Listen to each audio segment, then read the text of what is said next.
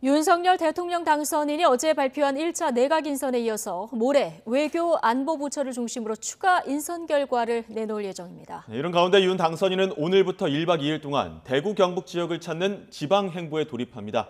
인수위에 나가 있는 취재기자 연결합니다. 김태민 기자. 네, 서울 삼청동 인수위원회입니다. 네, 윤석열 당선인의 내각 인선 이번 주에 마무리될 전망이라고요. 네, 그렇습니다. 윤석열 대통령 당선인은 어제 8개 부처 장관 지명안을 발표했습니다. 윤 당선인은 지명안을 발표하면서 각 부처를 가장 유능하게 이끌 적임자를 찾아 지명했다고 설명했는데요. 이와 함께 추가 인선 작업도 속도를 내고 있습니다. 윤 당선인 측 관계자는 오늘 아침 YTN과의 통화에서 모레인 수요일쯤 외교 안보부처를 중심으로 2차 인선이 이뤄질 예정이라고 밝혔습니다. 인사청문회 일정을 고려하면 인선 작업은 이번 주말을 넘기지 않을 거라는 설명인데요. 이와 함께 핵심 요직으로 꼽히는 대통령실 비서실장, 국정원장, 그리고 추경호 경제부총리 지명자와 호흡을 맞출 금융위원장, 경제수석 인선도 관심을 모으고 있습니다. 이처럼 새 정부 진영이 속속 꾸려지면서 조만간 인사청문 전국도 막이 오를 전망인데요. 민주당은 검증을 단단히 벼르고 있는 만큼 인사청문 절차에는 치열한 공방이 예상되고 있습니다. 네, 윤 당선인 오늘부터 지방 일정도 소화하죠. 네, 그렇습니다. 윤석열 대통령 당선인은 오늘부터 1박 2일 일정으로 대구 경북을 방문합니다. 대선운동 당시에 당선 이후 다시 찾아뵙겠는 약속을 지키기 위해 오늘부터 지방행보에 돌입한 건데요. 첫 방문지로는 경북 안동을 선택했습니다. 윤 당선인은 안동 중앙 신시장을 찾아 시민들과 인사를 나누고 즉석 연단에 올라 감사의 뜻을 전하기도 했습니다. 함께 들어보겠습니다.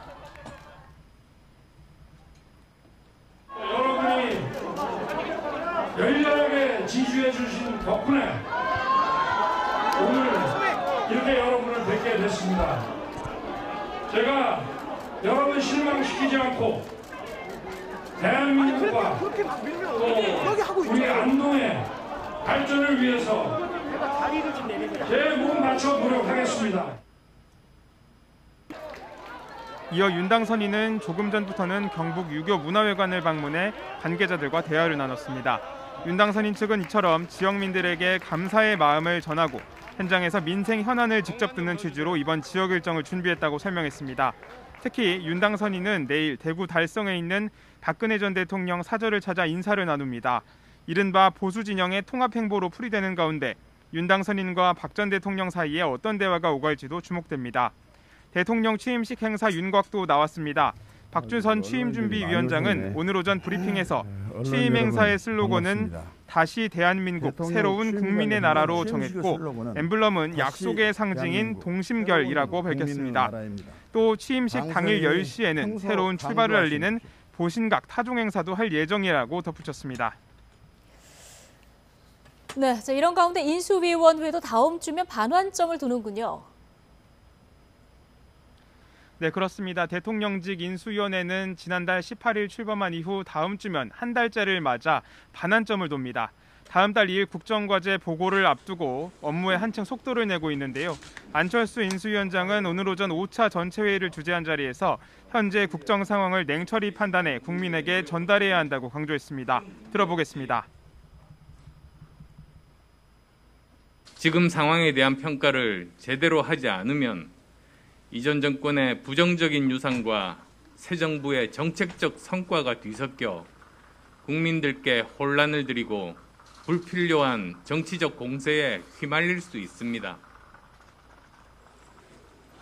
문재인 정부 아래에서 국민소득 증가율은 4분의 1 토막 나고 나랏빚은 해마다 2배 이상 늘어난 성적표를 새 정부가 물려받게 된다고 진단한 건데요.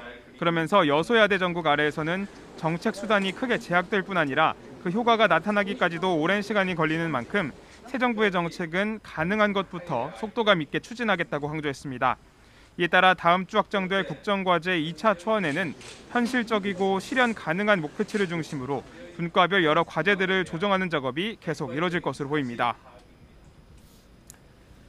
네, 인수위가 나이 계산 방식을 만 나이로 통일하는 방법도 추진하겠다고 밝혔죠. 네, 그렇습니다. 대통령직 인수위원회 정무사법행정분과 간사를 맡고 있는 이용호 의원은 오늘 오전 브리핑을 통해 이 같은 내용을 밝혔습니다. 이 의원은 이르면 내년부터 법적 사회적 나이 계산 방식을 만 나이 기준으로 통일할 방침이라고 밝혔습니다. 이 의원은 우리나라는 새는 나이와 만 나이, 연나이 계산법을 모두 사용하고 있어서 불필요한 사회경제적 비용이 발생했다며 이번 결정 배경을 설명했습니다. 이에 따라 우선 민법과 행정기본법에 만나이 계산법과 표기 규정을 마련하고 개별법 정비도 함께 추진하기로 했습니다. 인수위 측은 또 현장의 일부 혼선 우려에 대해서는 이미 기존의 법적 제도 기준은 전부 만나이로 있는 만큼 분쟁을 해결하고 명확한 기준을 제공하는 선언적 의미를 담고 있다고 강조했습니다.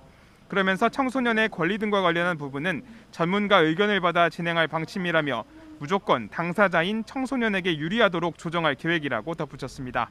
지금까지 서울 삼청동 인수위원회에서 YTN 김태민입니다.